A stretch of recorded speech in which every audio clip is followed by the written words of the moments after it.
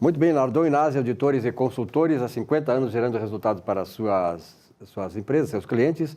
Planalto conectando destino, conectando pessoas. Sulpetro em favor da revenda do consumidor gaúcho. Celulose Rio Grandense há mais de 50 anos também, aí, né, contribuindo para o desenvolvimento do nosso estado.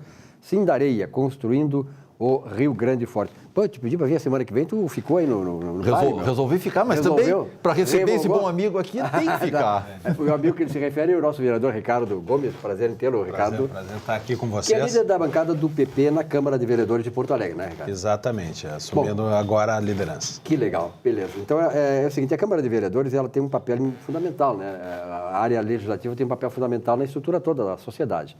E a Câmara de Vereadores de Porto Alegre, claro, ela trata das questões que nos dizem respeito, aquelas pessoas que vivem em Porto Alegre e tal, questão viária, questão de tudo, quer dizer, todas as questões que envolvem a cidade e envolvem a comunidade têm reflexo e, a partir da Câmara, podem ser resolvidas e encaminhadas. Como é que está a questão? Vamos começar de Porto Alegre e depois vamos para o Estado também, né? Porque, na verdade, Porto Alegre sofre o mesmo problema que o Estado sofre, que é a questão de falta de dinheiro.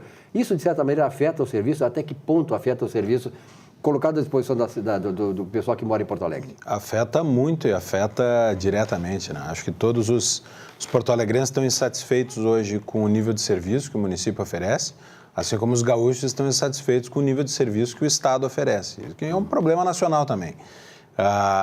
Existe uma crise que ela é fiscal, isso é, tanto o município quanto o Estado não conseguem pagar as suas contas, mas existe uma crise econômica no setor privado, com um desemprego grande, com uma necessidade de dinamizar a economia para criar oportunidades para as pessoas. Então, há um cenário muito parecido entre o de Porto Alegre e o do Estado, e a Câmara em Porto Alegre tem tentado apoiar, quer dizer, construir esses caminhos para retomar o crescimento econômico da cidade, do setor privado e também resolver o grave problema fiscal que nós temos. Porto Alegre tem um déficit muito grande, o déficit estimado para o orçamento desse ano de 2018 é de mais de 700 milhões de reais que vão faltar para pagar as contas, e se a Câmara não tiver a força de enfrentar as questões que são mais difíceis e mais importantes, o município vai cada vez piorar. Então, a dificuldade agora é estrutural.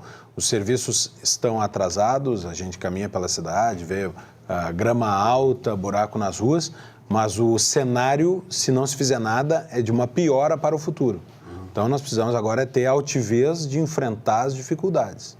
E por isso a gente tem, eu me espelho muito nos grandes reformistas que o mundo já viu, né? E estava lendo um discurso de Margaret Thatcher essa semana, de uma visita dela no Brasil há mais de 20 anos, e ela dizia: o Brasil só vai caminhar quando enfrentar as questões mais difíceis. E nós temos, de certa forma, o poder público tem fugido de enfrentar os maiores desafios. Esse é o grande problema. Aliás, falasse de Margaret Thatcher, só lembrando o seguinte: a Margaret Thatcher foi a primeira ministra da Grã-Bretanha na década de 60, 69, que ela foi eleita, e ela foi a primeira uma autoridade mundial a adotar a privatização, que fora lançada e cujo nome foi dado por Peter Drucker, que foi o pai da administração. Peter Drucker, no começo de 60, lançou um livro, né? E ele criou esse termo privatização. A Margaret Thatcher fez um grande governo na Inglaterra porque ela mudou o paradigma que existia na Inglaterra. A Inglaterra, que, por exemplo, até o metodismo, que era uma igreja que saiu do anglicanismo da Inglaterra, porque a Inglaterra assumiu uma religião. E o metodismo foi exatamente uma cisão que houve no meio religioso da Inglaterra, como houve na Reforma Protestante, exatamente para tirar o Estado da religião. Então, a Margaret Thatcher fez com que houvesse um processo de privatização de grandes empresas inglesas e ela foi secundada pela França. Por exemplo, a França, naquela época, a França socialista, né? A França privatizou a maior empresa que a França tinha, que era a Renault, a fábrica de automóveis era estatal na França. Então, a partir dali, Ricardo, começaram a acontecer no mundo inteiro os processos de privatização, né? Isso ajudou os governos. Esse processo ainda não chegou no Brasil, né, Luiz? Esse é um grande problema. Até isso aí provoca uma certa reflexão bem específica. Cada país tem um sistema de gestão, não vou dizer um sistema político, mas um sistema de gestão dos seus estados, dos seus municípios. O Brasil, nesse momento, está com 80% dos estados falidos e talvez 90% dos municípios falidos. E aí, Ricardo, um questionamento. O modelo de gestão aplicado politicamente no Brasil está superado? Tá superadíssimo, está superadíssimo. Nós fizemos ao longo dos anos, e isso não é um problema só da Constituição de 88, é de todo o século XX no Brasil, foi um modelo de concentração no Estado. Então, um grande crescimento da carga tributária, drenando o dinheiro da iniciativa privada para o Estado. A carga tributária, ela é um excelente instrumento para o incompetente. Claro. Faltou dinheiro, aumenta imposto. Faltou dinheiro, aumenta imposto e que se dane a sociedade. Isso produziu uma sociedade fraca, débil, pobre e um Estado todo-poderoso com recursos que parecem infinitos. Não são infinitos, vêm dos nossos bolsos. E esse é o modelo que o Brasil precisa enfrentar de uma vez por todas e entender que o Estado... Nós criamos, na América Latina, adora isso, o Estado como indutor do crescimento econômico. O Estado não vai ser e não consegue ser indutor de crescimento econômico. Ele funciona mais como um entrave ao crescimento econômico do que o contrário. Mas a forma... E aí a gente pega legislativo, pega judiciário, pega executivo, pega todos. Ela não parece ser um constante conserto e não uma renovação? E essa é a minha esperança para o momento político que nós estamos vivendo no Brasil, que, se por um lado é um momento de crise, de grande dificuldade, por outro lado é um momento de depuração também. Nós estamos vendo finalmente alguns caciques políticos enfrentarem a justiça. E isso faz com que seja um momento de renovação. E eu acredito que todas essas manifestações, todo esse impulso de novidade que houve na política brasileira, talvez esteja criando um novo espaço para esse pensamento que nós estamos expondo aqui. Acho que hoje existe uma viabilidade que não existia nos anos 80, 90, de se falar, de se defender politicamente privatizações. Houve uma pequena janela nos anos 80 em que isso foi positivo e depois essa janela se fechou. E acho que agora nós estamos vivendo uma nova onda que permite, talvez, ter uma visão mais liberal da economia para o futuro e eu tenho esperança nisso. Ricardo, você entrando na Câmara de Vereadores, quer dizer, como é que tu avalia a Câmara de Vereadores de Porto Alegre, do ponto de vista de ela contribuir para que essa situação financeira do município, que é dos estados, do federal e tal, ela possa ser equalizada? Veja bem o seguinte, normalmente, né, há muita resistência da Câmara. Eu vi o processo do IPTU aqui em Porto Alegre. Eu acho, sinceramente, que tem a planta do IPTU, assim como a reforma da Previdência, como a reforma trabalhista, elas têm que ser atualizadas de tempos em tempos. Quer dizer, como não se fez isso com a reforma trabalhista, como não se fez isso com a reforma previdenciária, quando vai se fazer agora, vai doer. E à medida que vai passando isso, que aquilo que a reforma tem que fazer não é feita, vai doer mais adiante, lá adiante, quando ela vai ter que ser inapelavelmente ser feita, como é o caso agora da reforma Previdência e a reforma previdenciária. No caso do IPTU em Porto Alegre, qual é a posição que a Câmara tem demonstrado? Porque eu vejo assim que não tem saída, tem que atualizar, senão daqui a algum tempo vai ter que fazer, vai ser pior. A Câmara, o projeto do IPTU foi votado no ano passado, foi rejeitado, foi um projeto que houve uma discussão profunda sobre ele. Eu era secretário do município, deixei a secretaria por me opor ao projeto. Por quê? Um projeto de revisão de planta tem fundamentalmente dois aspectos. O primeiro é a revisão da planta em si, isso é identificar quais são os bairros que são mais valorizados e quais são os que são menos valorizados e adequar o IPTU para que ele reflita isso. Outro aspecto que existia no projeto era um aspecto de aumento da arrecadação, que era de mais de 50% da arrecadação. Chegava a quase 70% da arrecadação. Isso significaria drenar mais 280 milhões de reais dos porto-alegrenses por ano para o cofre da prefeitura. E foi nesse aspecto, a este aspecto que eu me opus e que a Câmara, por fim, levou a Câmara, por fim, a rejeitar o projeto. Todos estamos de acordo de que é importante fazer uma revisão da planta para que haja uma proporcionalidade entre os IPTUs que são pagos nos bairros que têm uma infraestrutura pública melhor e em relação aos que têm uma infraestrutura pública pior. Exige investimentos públicos, né? Sem dúvida, sem dúvida. Embora grande parte do desenvolvimento urbano de Porto Alegre nos últimos anos tenha ocorrido com dinheiro privado. Cada obra que acontece, cada grande edifício, um shopping center, um centro comercial que é construído, tem as chamadas compensações e as contrapartidas. As compensações vão abater um dano ambiental eventual, se compensa, é o replante de uma árvore, etc.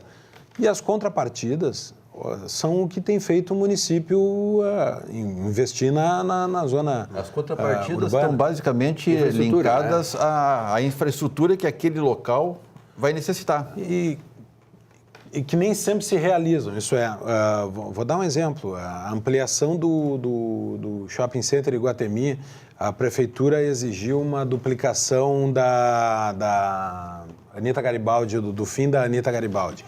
A duplicação do shopping está pronta, a prefeitura ainda não conseguiu fazer a desapropriação das casas que precisaria fazer na Anita Garibaldi e a duplicação não foi feita, portanto. E a verdade é que o shopping não exigiu aquela duplicação, não houve o caos urbano que se previa. A verdade é, cada nova obra que acontece na cidade, o município se aproveita dela para fazer obras que ele já não tem dinheiro para fazer. Então, o grande desenvolvimento urbano que aconteceu na cidade se deu em grande parte com dinheiro privado e não com dinheiro da prefeitura.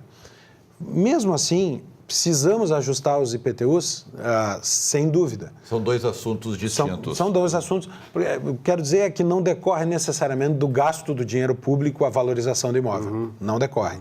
Mas há imóveis que se valorizaram a mais e que precisam um ajuste da planta. Mas não um ajuste de viés arrecadatório. Há quanto tempo não é alterado?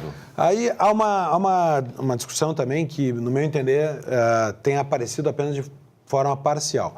A chamada planta de valores é o valor do terreno. Esta não é reajustada há mais de 20 anos. Mas o IPTU não é só o valor do terreno, é o valor do terreno mais valor construído. E o valor do metro quadrado construído foi reajustado em 2013, por decreto, com alguns tipos de construção sofrendo um reajuste de mais de 200%. Então, o IPTU de Porto Alegre foi reajustado em 2013. A planta, que é a parte só do metro quadrado de terreno não construído, a planta não, essa tem mais de 20 anos. Mas o IPTU global sofreu um reajuste em 2013. Bom, o vereador, ele trabalhou nessa área da Secretaria de Economia e Desenvolvimento aqui do Estado, né, aqui da Prefeitura, né? E ele tem essa experiência na área econômica. É importante, eu gostaria de convidar o senhor mais vezes para vir no programa, sem antes fazer uma última pergunta, que é uma questão estadual. O governo do Estado, aí, através do governador Sartori, está tentando essa renegociação da dívida lá no governo federal. Agora, a Assembleia precisa aprovar isso. Qual é a posição sua ou do seu partido em relação a essa renegociação que, segundo o governador, se não for feita, será o caos? A renegociação ela é fundamental que ocorra. Ela não é o ideal, ela não é o maravilhosa, mas ela é necessária. E como toda negociação, os dois lados ganham e perdem, e há partes que são positivas e partes que são negativas. Mas é fundamental para que o caixa feche no estado do Rio Grande do Sul, sem aumento de novos impostos, fazer essa renegociação. Não tem mais espaço para aumentar imposto. Não tem. E isso é o ponto fundamental que eu acho que o Rio Grande do Sul precisa, para o próximo ciclo, chegando ao fim do governo Sartori, desse mandato do governador Sartori, que talvez seja candidato à reeleição, o Rio Grande do Sul precisa mudar a tecla única que tem sido batida.